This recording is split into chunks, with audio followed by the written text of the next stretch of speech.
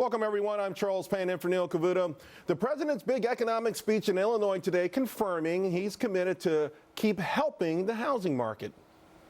The good news is over the past 4 years, we've helped more responsible homeowners stay in their homes, and today sales are up and prices are up and fewer Americans see their homes underwater. But we're not done yet. So did you hear that last part? I tell you what, let me play it again. We're not done yet. We're not done yet. No, he is not done yet, but maybe he should be. Today we learned nearly half the people getting mortgages reworked by Uncle Sam have redefaulted on those mortgages. Cato's Dan Mitchell says it's time for the government to simply butt out.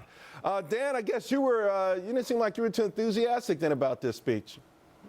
Remember when Reagan used to joke that the scariest words in the English language were, "I'm from Washington and I'm here to help you"? Yeah. Well, we now have a new version of that. We're not done yet.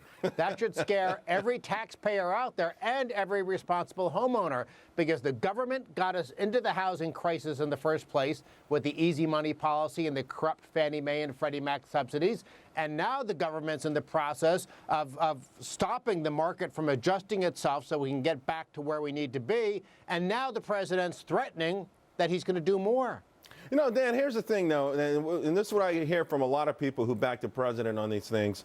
Almost all of his policies are cloaked in the veneer of being economic policies, but once they go through, we're told, you know, economics have nothing to do with it. This is about Americans having a heart, about America being a fair country, that kind of stuff. So at the end of the day, you know, maybe they don't care what kind of economic damage it does if they can somehow keep a few more people in their homes, even at the expense of regular homeowners, people who've been responsible in the industry itself.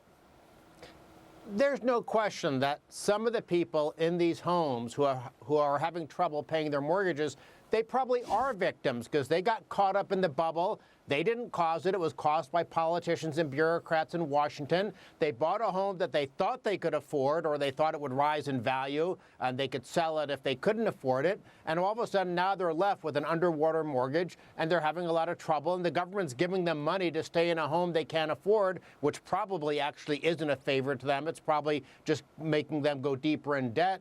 And so, yeah, I sort of feel sorry for those people, but mostly I look at the government causing one problem after the other, and I get very frustrated that whether we're victimized as homeowners, whether we're victimized as taxpayers, whether we're victimized as investors, get government out of the way is the only logical conclusion you can have to looking at this mess. And by the way, what do you think, Dan, he would do? I mean, the president ends that statement by saying we're not done, but he talks about home ownership. He talks about prices being up.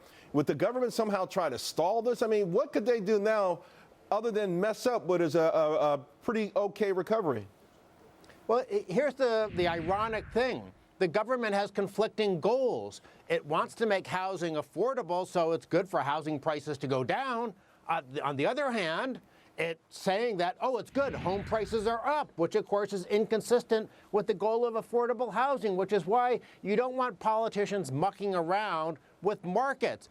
Prices shouldn't either be up or down. They should be wherever the market says they should be, on the basis of real underlying supply and demand, not government distortions. The reality is, whether we're looking at housing, whether we're looking at health care, whether we're looking at education, every place where the government gets involved, it has this reverse Midas touch. They screw up markets, they distort incentives, they create perverse subsidies, and you wind up having a big mess at the end of the day. And you know, I got to tell you, Dan, I'm inclined to agree with you. I think if we didn't put in all of these expensive speed bumps on the way down, because free markets are free markets, the market fell out of housing, we went down to a low, we were going to go no matter what, and all we did was prolong the agony for a whole lot of people. This could be a more robust recovery in housing, and I think more people could have shared in it. Dan? You have to take a Band-Aid off quickly, not slowly. Dan, thanks a lot. Really appreciate it.